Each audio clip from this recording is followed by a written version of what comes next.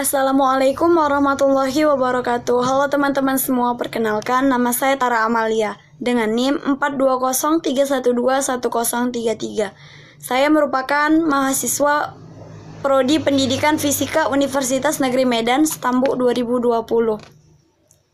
Di sini saya ingin menjelaskan tentang perkembangan bahasa, yang mana tugas ini merupakan sebuah tugas proyek pada mata kuliah perkembangan peserta didik.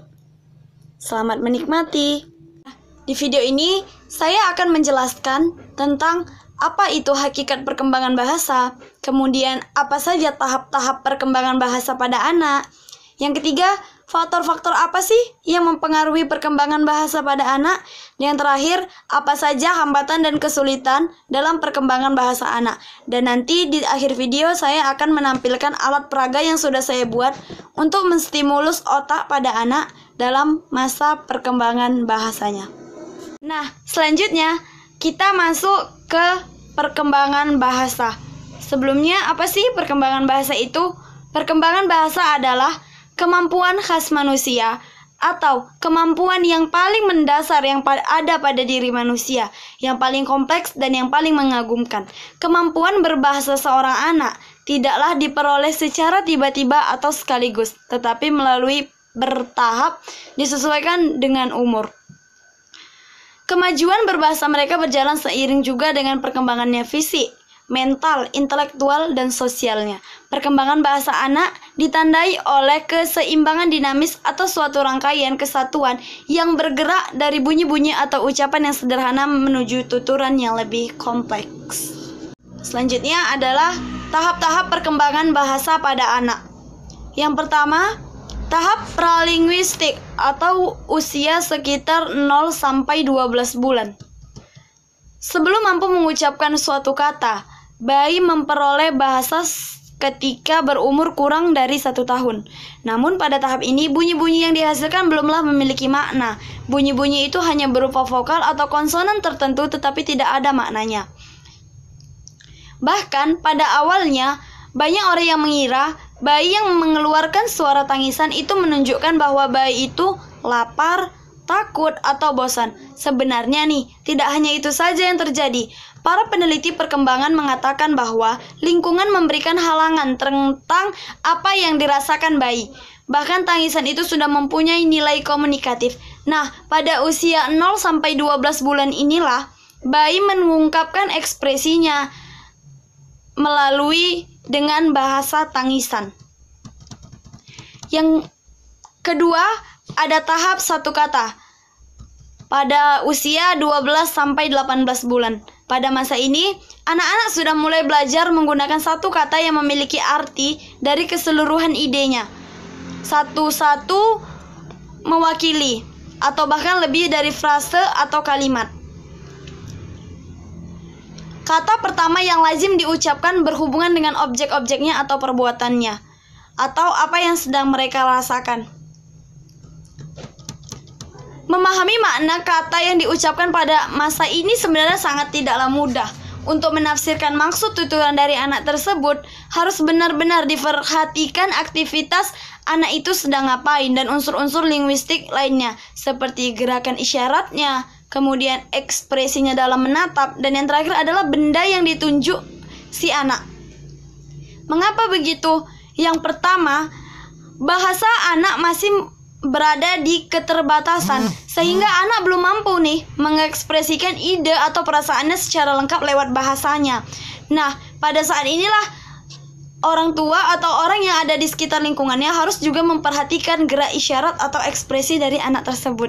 Yang kedua, apa yang diucapkan anak adalah sesuatu yang paling menarik perhatiannya saja, sehingga tanpa mengerti nih konteks ucapan anak, kita akan sulit untuk memahami maksud dari tuturannya. Walaupun demikian, tetaplah berkomunikasi dengan aktif pada si anak. Untuk dapat berbicara, anak perlu mengetahui perbendaharaan kata yang akan disimpan dan direkam oleh otaknya untuk bisa digunakannya kemudian kelak. Dengan cara inilah orang tua seharusnya mengajak anak itu berbicara. Selain itu, yang perlu diperhatikan dalam menghadapi anak yang memasuki usia ini adalah Jangan memakai bahasa bayi untuk anak-anak, melainkan dengan bahasa yang dewasa. Maksudnya, ucapkanlah dengan bahasa yang seharusnya didengar, sehingga seorang anak dapat berpacu untuk berkomunikasi dengan baik dan bahasa yang baik pula. Kita masuk pada tahap ketiga. Tahap ketiga merupakan tahap 2 kata, yaitu terjadi pada anak usia 18 sampai 24 bulan. Pada masa ini, kebanyakan anak-anak sudah mampu mulai mencapai tahap kombinasi 2 kata. Kata-kata yang diucapkan masih tahap 1 kata dikombinasikan lagi dengan ucapan-ucapan pendek tanpa kata penunjuk, tanpa kata depan. Pada tahap 2 kata ini, anak mulai mengenal berbagai makna, tetapi belum dapat menggunakannya. Misalnya nih, selain itu anak juga dapat menggunakan pronomina saya, aku, kamu, dia, mereka, dan sebagainya. Selanjutnya adalah tahap banyak kata 3-5 tahun. Pada anak saat mencapai usia 3 tahun, anak semakin hebat dengan perbendaharaan kosakatanya. Mereka sudah mulai mampu memiliki pertanyaan, pernyataan, atau kalimat dalam berbagai bentuk kalimat lainnya. Peneliti Amerika mengatakan pada usia 3-5 tahun ini, seorang anak sudah menguasai lebih dari 2.000 kosakata. Lebih dari 2.000 kosakata dengan penambahan 50 kosakata per setiap bulannya. Faktor-faktor perkembangan bahasa pada anak. Secara rinci dapat diidentifikasikan sejumlah faktor yang mempengaruhi perkembangan bahasa, yaitu kognisi atau memproses peroleh pengetahuan. Tinggi rendahnya kemampuan kognisi individu akan juga mempengaruhi cepat lambatnya perkembangan bahasa individu. Makanya, seperti yang kita ketahui bahwa anak yang lebih cepat menangkap dalam pelajaran di sekolah itu biasanya memiliki komunikasi yang baik dengan gurunya atau bahkan dengan orang tuanya ketika mereka belajar. Yang kedua, pola komunikasi dalam keluarga. Nah, poin ini adalah poin yang paling penting. Dalam suatu keluarga yang pola komunikasinya kurang banyak arah akan mempercepat perkembangan bahasa keluarganya. Seperti yang saya katakan tadi sebelumnya, bahwa anak bayi akan menirukan atau akan mendengar kalimat yang didengarkan oleh kedua orang tuanya. Yang ketiga ada jumlah anak atau jumlah keluarga. Suatu keluarga yang memiliki banyak anggota keluarga, perkembangan bahasa anak lebih cepat. Kenapa itu bisa terjadi? Karena terjadinya komunikasi yang bervariasi dibandingkan dengan hanya anak yang memiliki anak tunggal dan tidak ada anggota lain selain keluarga intinya. Yang keempat, posisi urutan kelahiran. Ini juga sangat mempengaruhi. Perkembangan bahasa anak yang posisi kelahirannya di tengah akan lebih cepat ketimbang anak sulung atau anak bungsu. Hal ini biasa terjadi karena seorang anak tersebut pastinya kan ini sudah memiliki kakak. Pastinya kakak itu juga mengajak seorang adiknya untuk berbicara. Anak sulung memiliki arah komunikasi ke bawah saja dan anak bungsu hanya memiliki arah komunikasi ke atas saja. Kemudian yang kelima ada kedwibahasaan atau pemakaian 2 bahasa. Anak yang dibesarkan dalam keluarga menggunakan bahasa lebih dari 1 atau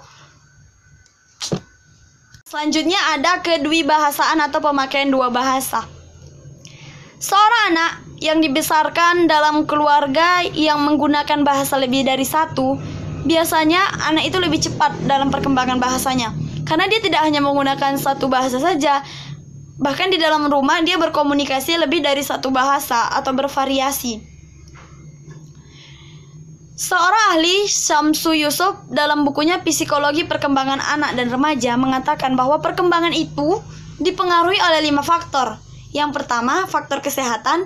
Yang kedua, faktor inteligensi. Yang ketiga, status sosial ekonomi. Yang keempat, jenis kelamin. Dan yang terakhir dan yang paling penting adalah hubungan dalam keluarganya. Di sini ada hambatan perkembangan bahasa pada anak. Keterlambatan anak dalam berbicara tidak hanya mempengaruhi penyesuaian akademis dan pribadi anak. Pengaruh yang paling serius nih adalah terhadap kemampuan membaca pada saat anak masuk ke sekolah. Penyebab keterlambatan ada banyak pada anak-anak. Salah satu penyebabnya adalah yang tidak diragukan lagi dan yang paling umum dan sering terjadi adalah ketidakmampuan mendorong atau memotivasi anak berbicara, bahkan pada saat mereka mulai berceloteh. Apabila anak tidak dapat diberikan rangsangan atau stimulasi pada otak anak didorong untuk berceloteh, hal ini akan menghambat penggunaan di dalam berbahasa atau kosakata yang baik dan benar pada seorang anak. Nah, gangguan atau bahaya di dalam perkembangan bicara anak, yaitu yang pertama, kelemahan dalam berbicara atau berbahasa kosakata. Anak ini jadi cenderung introvert atau penutup karena dia itu merasa memiliki kekurangan dalam berbicara. Yang kedua adalah lambat mengembangkan suatu bahasa dalam berbicara. Yang ketiga adalah seringkali berbicara yang tidak teratur. Ini disebabkan oleh pada saat anak itu tersebut berada di usia 2-5 tahun, seorang tuanya tidak menstimulasi perkembangan bahasa anak dengan baik. Dan yang keempat adalah tidak konsentrasi dalam menerima suatu kata atau bahasa dari guru dan orang tua. Menurut saya nih sebagai calon guru, hal ini adalah yang paling penting. Tidak konsentrasi dalam menerima suatu kata atau bahasa. Bisa kita lihat bahwa seorang anak yang memiliki keterlambatan dalam bicara atau sulit sekali berbicara, biasanya itu memiliki akademis yang sedikit menurun karena dia tidak mudah menangkap apa yang dikatakan gurunya. Nah, yuk lihat alat peraga yang saya buat. Yang saya katakan tadi, di sini saya sudah membuat media pembelajaran atau alat peraga yang fungsinya untuk menstimulus otak anak dalam masa perkembangan bahasanya. Bagaimana sih cara bermainnya? Cara bermainnya cukup mudah. Pertama, tirukan terlebih dahulu bunyi alfabet yang berada di papan alfabet. Kemudian potongan kertas kecil tadi disesuaikan. Tadi kan yang kecil itu dia huruf kecil, kertas yang kecil dia huruf kecil, yang di papan huruf besar. Dia disesuaikan. Misalkan untuk T besar, suruh seorang anak untuk memasukkan huruf T kecil. Jadi dia di sini mencocokkan huruf kapital dan huruf kecilnya. Nah, inti dari permainan ini, anak dituntut untuk menyocokkan huruf kapital dengan huruf kecil yang sesuai. Nah, jadi sebagai seorang guru, untuk membantu perkembangan bahasa pada anak, kita dapat menstimulasinya dengan cara yang menyenangkan. Misalkan kita menggunakan media atau permainan yang asik, kemudian kita juga bisa dengan bercerita, mendongeng, dan lain sebagainya. Hanya itu yang dapat saya sampaikan. Lebih dan kurangnya saya mohon maaf, dan semoga dapat bermanfaat untuk kita semua. Dan bahan belajar yang saya gunakan tadi mungkin bisa dijadikan sebagai sumber referensi, sebagai media pembelajaran yang menyenangkan oleh guru. Jangan lupa like, comment, share, and subscribe jika kamu merasa video ini bermanfaat. Terima kasih. Wassalamualaikum warahmatullahi wabarakatuh.